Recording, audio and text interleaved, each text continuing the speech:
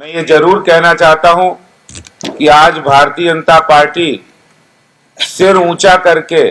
और गर्व के साथ हम कह सकते हैं, हमने इस बार नगर निगम के कैंडिडेट के सिलेक्शन में 8 हमारे जो उम्मीदवार हैं वो सिख भाई बहन हैं, 3 हमारी बहनें हैं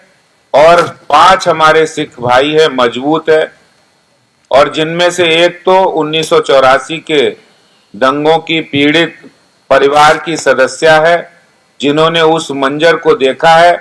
जो कांग्रेस के गुंडों का कहर पूरी दिल्ली में, पूरे देश में था, विशेष रूप से दिल्ली में था। अभी हमारे प्रधान जी कालका जी बता रहे थे कि मोदी जी ने सत्ता में आने के बाद किस तरह से एसआईटी गठित की और जिन लोगों को कांग्रेस बचाती थी, कोर्ट के अंदर बचाती थी, सत्ता के दबाव में बचाती थी, उनको जेल के अंदर पहुंचाने का, अंदर कराने का काम मोदी जी ने किया है। और सिर्फ यही नहीं, कानपुर की एसआईटी को भी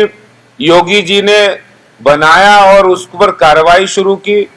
और आज बहुत सारे जो अपने आप को बहुत बड़ा आदमी समझते थे कांग्रेस के संरक्षण में, वो जेलों के अंदर है।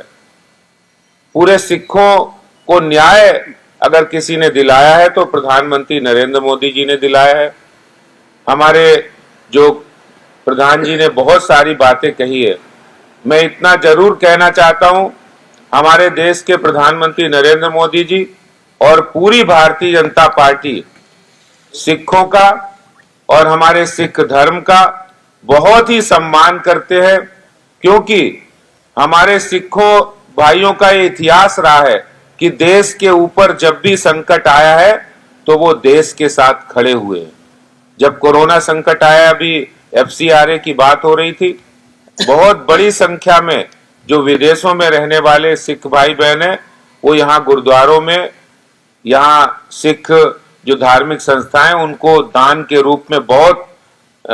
सुविधाएं देते हैं और जिससे चैरिटेबल काम होते हैं, उन कामों को रोक दिया गया था, जिसको माननीय गृह मंत्री जी ने, हमारे सिरसा जी, कालका जी, एक हफ्ते के अंदर वो पूरी सारी बाधाएं समाप्त करके कोई भी डोनेशन दे सकता है, वो एफसीआरए के अंदर उन्होंने कर दिया है। यानी बाधाएं कोई भी थी, नाम बहुत सारे हैं। जो लोग ब्लैक लिस्टेड थे, जो जिनको जिंदगी एक सही रूप में जीना मुश्किल हो गया था, उन सारे सिख भाइयों की ब्लैक लिस्टेड के नाम को हटाने का काम भी मोदी सरकार ने किया है। करतारपुर कॉरिडोर हो, ननकाना साहब गुरु नानक देव जी के स्थान के दर्शन करने का काम हो, उसको भी सबसे पहले प्रधानमंत्री जी ने किया है।